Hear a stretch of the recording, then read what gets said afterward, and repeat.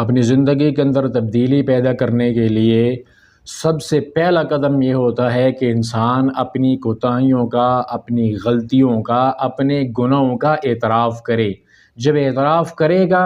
اور ان غلطیوں سے سبق سیکھے گا، تبھی جا کے وہ آگے ان غلطیوں کو نہیں دہرائے گا اور اپنے آپ کو سنبھال کے منزل کی طرف لے کے جائے گا۔ موسیٰ علیہ الصلوۃ والسلام نے اللہ تعالیٰ سے دعا کی، قال رب انی ظلمت نفسی فاغفر لی فغفر لہ،